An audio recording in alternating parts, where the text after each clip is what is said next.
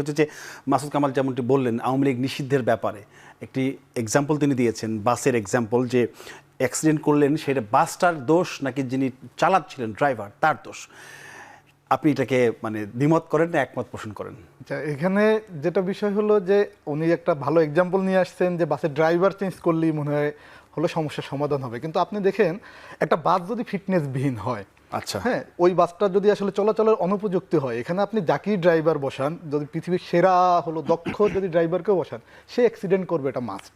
কারণ আওয়ামী লীগ এমন একটা দল যার রক্তে রক্তে হলো মানে মানে শিরায় উপশিরায় সব জায়গায় হলো তার ফেসিস্ট মানে যে ফেসিবাদ যেটাকে বলে এটা সে ধারণ করে। আপনি দেখবেন যে তাকে তো একবার হলো মানে পুনরায় রাজনীতি করার সুযোগ হলো ৭৫ পরবর্তী সময় দেয়া হয়েছিল। এরপরে দেখবেন যে হলো শেখ হাসিনা যখন দায়িত্ব নিল, একটা পট্টি টট্টি পরে, হ্যাঁ, বাপের কৃতকর্মের জন্য ক্ষমা চেয়ে এসে তসবি নিয়ে হলো মানে একেবারে পরহেজগার মহিলা হজ করে এসে হলো রাজনীতি করা শুরু করছিল। এরপরে কি করলো, সে ফেসিস্ট হলো। এবং আরেকটা বিষয় হলো ফুয়াদ ভাই যেটা বললেন, ভালো আওয়ামী লীগ বলতে তো কিছু নাই আসলে।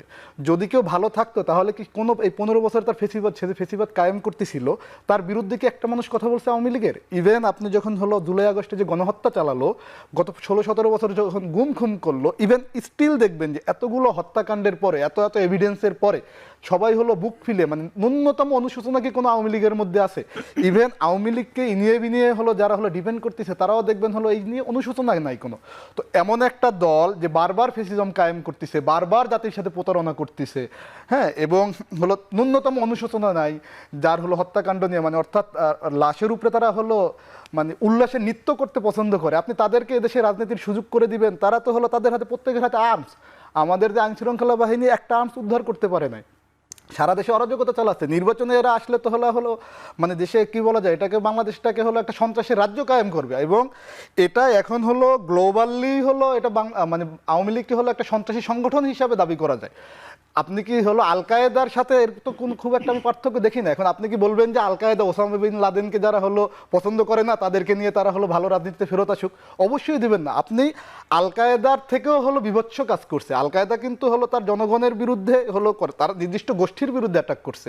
আওয়ামী লীগ বারবার এদেশে মুক্তিযোদ্ধাদের খুন করছে, এদেশের ছাত্র জনতাকে খুন করছে, রাজনীতিবিদদের খুন করছে, সাংবাদিকদের খুন করছে। মানে একটা খুনি দল, একটা সন্ত্রাসী দল, সন্ত্রাসের প্রত্যেকটা প্যারামিটার, মানবাধিকার লঙ্ঘনের প্রত্যেকটা প্যারামিটার তারা হলো মানে আপ করে ফেলছে। তাদেরকে আপনি রাজনীতির সুযোগ কিভাবে দিবেন?